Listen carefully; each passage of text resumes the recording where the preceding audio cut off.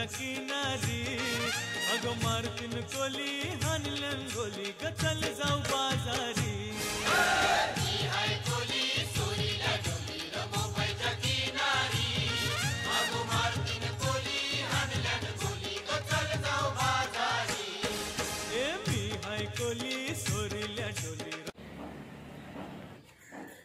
नमस्कार दादूस, काय कसा सगळा बरा असा ना? एकदम मजेत.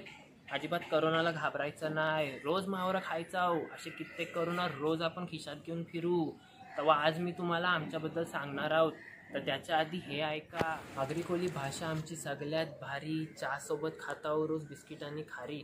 सगळ्यां पोरी पाहिजे चांगला नवरा. आगरी यांच्या घरी जाऊ रोज खाऊ मावरा. आगरी कोली पोरांची तुम्ही नका नरू, नाहीतर तुम्हाला वाकरा तिकरा पोरू. आगरी कोली लोकांच्या देखण्या पोरी, तुम्ही पण बोला आता जय आगरी कोली. तर सगळ्यात आधी कोळी लोकांना कोळी का म्हणतात?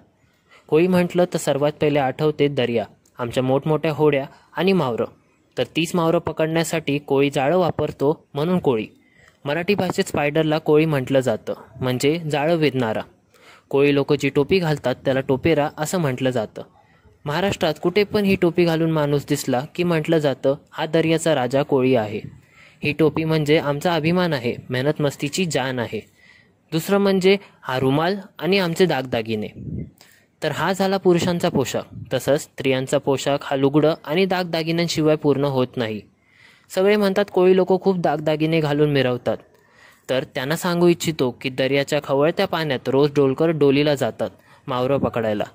तर ते दागिने त्यांच्या जीवावरच्या मेहनतीची शान आहे, म्हणून ते घालून मिरवण्याचा त्यांचा अभिमान आहे. तर आम्ही कोळी भारतात पूर्वीपासून समुद्र किनाऱ्यावर नांदत आहोत. मुंबई ही 18व्या शतकाच्या मध्यकाळात ब्रिटिशांद्वारे कुलाबे, जुने स्त्रीचे बेट, माहीम, माझगाव, परळ, वरळी आणि मलाबार हिल या कोळीवाड्यांमुळे बनवली गेली आहे. जिथे कोळी लोकांची वस्ती असते त्याला कोळीवाडा म्हणतात.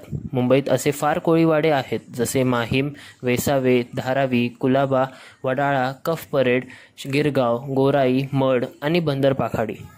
आम्ही देवांवर खूप विश्वास ठेवतो. आमची देवी श्री आई एकविरा आणि देव खंडोबा ह्याला आम्ही दरवर्षी भेट देतो. तसेच दरवर्षी नारळी पौर्णिमेचा दिवस सरल्यानंतर होऱ्यांची पूजा करून समुद्रात व्यवसायासाठी उतरवतो. कोळ्यांनी कधी आत्महत्या केली असं ऐकलं आहे का? नाही ना? का? कोळ्यांची बोट कधी पाण्यात डुबत नाही? कोळ्यांचं कधी नुकसान होत नाही? तेव्हा पण कोळी कधी आत्महत्या करत नाही. अहो, नुकसानाचा सोडा, वादळामुळे बोटी पाण्यात गेल्यामुळे किती कोळी बांधवांनी आपला जीव गमावला आहे. तरीसुद्धा समुद्रात किती पण वादळ, वारा, तुफान असू देत, तरीसुद्धा कोळी लोक कधीच आपली बोट माघार घेत नाही. एवढंच नाही तर स्वतः छत्रपती संभाजी महाराजांनी सांगितलंय, समुद्राचा खारेपणा आणि कोळ्याचा खरेपणा कधीच कमी होणार नाही. आमच्याबद्दल सांगण्यासारखं असं खूप आहे. तर तुमच्या मित्रपरिवारामध्ये कोण कोळी असेल तर त्यांची जीवनशैली नक्की जाणून घ्या.